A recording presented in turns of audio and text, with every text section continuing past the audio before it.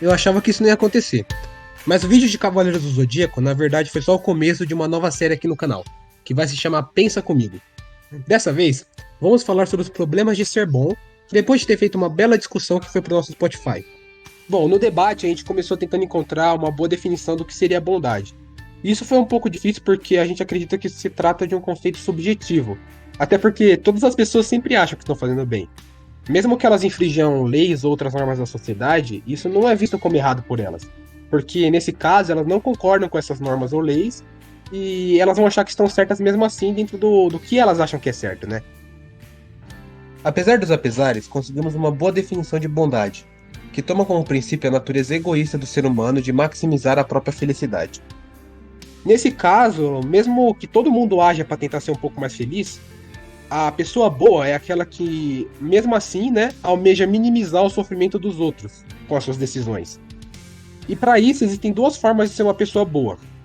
A primeira delas seria você impedir o mal de alguma outra pessoa, né? Por exemplo, você impedir alguém de sofrer um acidente.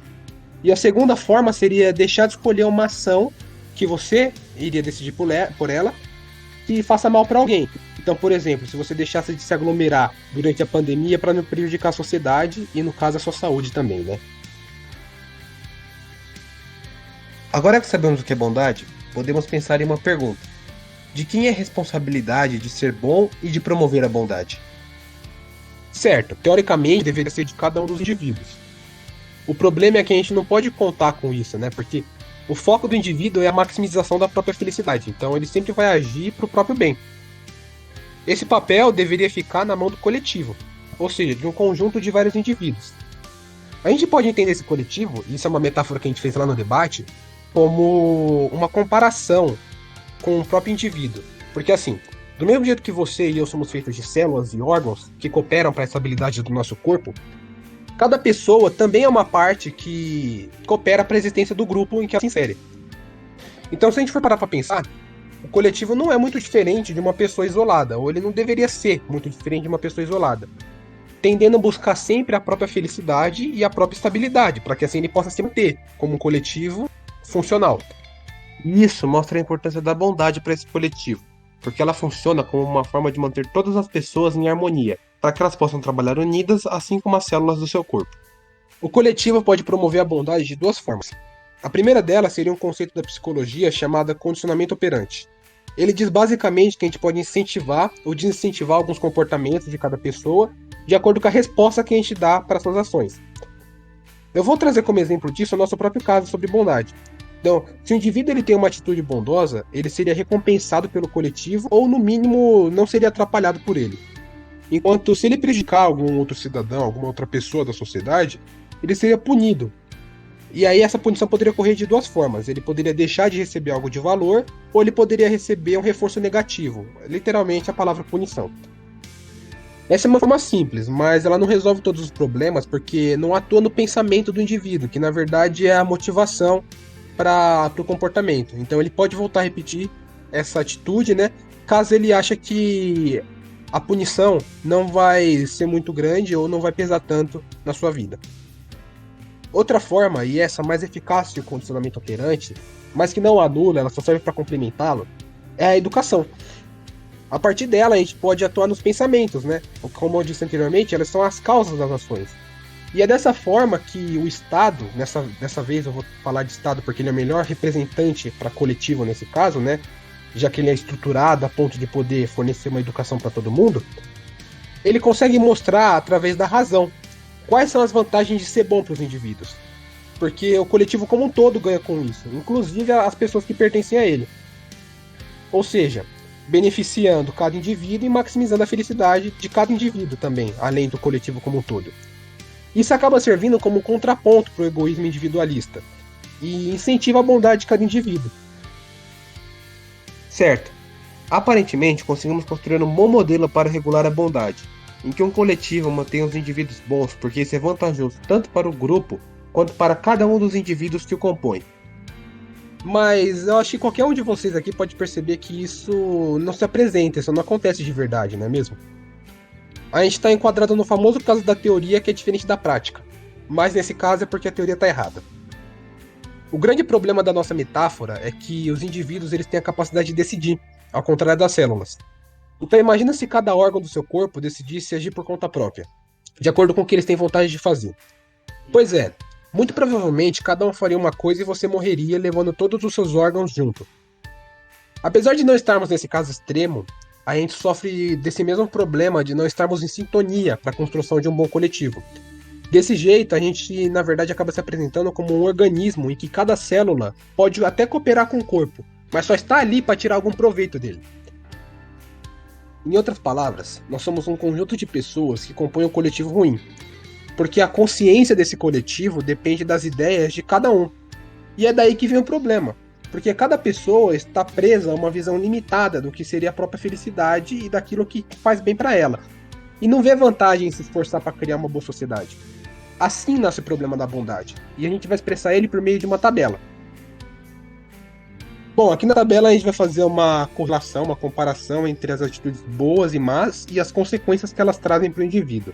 A gente dividiu em 3 categorias, em 3 pedaços de consequência, que seria o sentimento que o indivíduo sente ao tomar a ação, a resposta que o coletivo dá para ele e o resultado disso tudo, que é o que efetivamente vai contabilizar na cabeça da pessoa. Além disso, a gente também dividiu o cenário ideal, que é o que a gente comentou até agora, e o que acontece efetivamente. Então vamos lá. Como vocês podem perceber, tirando o caso real da atitude boa, o indivíduo sempre vai se sentir feliz com a atitude que ele mesmo toma, o que entra naquela questão do princípio que a gente assumiu como verdadeira da maximização de felicidade. E mesmo o caso negativo não viola essa ideia, porque a pessoa que toma uma atitude boa, ela na verdade está se privando de atitudes melhores, né? De atitudes que poderiam fazer ela mais feliz. No caso, ela está se restringindo a algumas regras que provavelmente, se ela não tivesse que se restringir, ela poderia ser mais feliz por ter mais liberdade, mais possibilidade de escolher. Esse negativo representa isso. Não que a pessoa escolha uma coisa que faz mal para ela, mas sim que ela poderia escolher uma coisa melhor. E é isso que esse negativo representa. Agora, analisando a resposta do coletivo, a gente vai começar a ver mais diferenças. Aqui, como a gente viu na parte de condicionamento operante, o ideal seria que uma pessoa boa recebesse um estímulo positivo, enquanto uma pessoa má recebe um estímulo negativo. Só que na realidade, o que acaba acontecendo é que as pessoas boas muitas vezes não são beneficiadas por serem boas, ou acabam recebendo um estímulo negativo por isso. Muitas vezes por sofrer as consequências dos atos ruins de outras pessoas. Por exemplo, quando você fica em isolamento em casa, mas acaba tendo que ficar mais tempo em casa ou até contraindo coronavírus porque outras pessoas continuam saindo sem máscara e acabam por manter a pandemia do jeito que ela está, ou até pior. Ou também em casos, por exemplo, em que políticos corruptos acabam roubando seu dinheiro e você acaba se prejudicando com isso enquanto ele só ganha. Que, na verdade, acaba até representando a parte real de uma atitude má, né?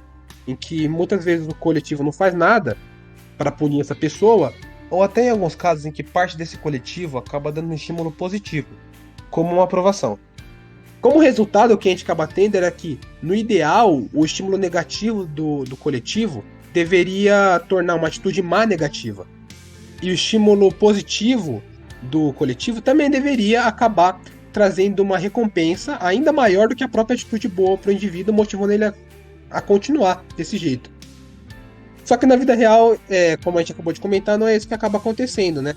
As pessoas boas muitas vezes acabam sendo prejudicadas e as pessoas más acabam se sobressaindo e sendo beneficiadas por tomar essas atitudes. Por mais que em alguns casos elas efetivamente acabem se dando mal.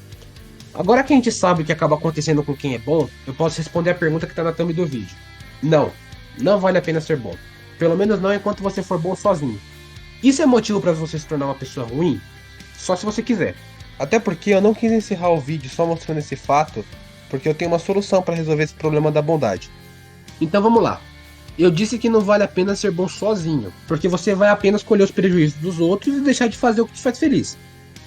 Porém, eu quero que você lembre que isso só acontece porque nós não fomos capazes de formar um coletivo eficiente, como a gente discutiu lá no começo do vídeo. A proposta que eu tenho é bem pretensiosa. Ela se trata, na verdade, de promover o bem por conta própria e juntar mais pessoas para fazer o mesmo. Porque aí assim a gente vai conseguir construir uma sociedade como a gente imaginou agora há pouco. Eu tenho consciência do quão complicado e injusto é fazer isso. Porque você tem que começar a cumprir sozinho um papel que deveria ser de todo mundo. E sem garantia de que isso vai chegar em algum resultado. Realmente é injusto ter que se esforçar para promover o certo. Mas, cara, não dá para continuar do jeito que tá. Porque além de você, que provavelmente é uma pessoa boa, acabar se dando mal, a sociedade como um todo acaba se prejudicando, porque tem que resolver os problemas que foram causados pelas atitudes erradas. E eu também sei que isso pode não ser argumento suficiente para você, mas a gente realmente precisa fazer alguma coisa. Quanto mais pessoas estiverem juntas nesse plano, mais chance a gente tem de vencer. Eu já estou aqui tentando fazer algo e eu acredito que você também já está no caminho simplesmente por ter chegado até aqui. E eu me despeço te convidando a entrar nessa loucura comigo. Até porque se não for eu ou você, vamos ter que esperar por um outro alguém.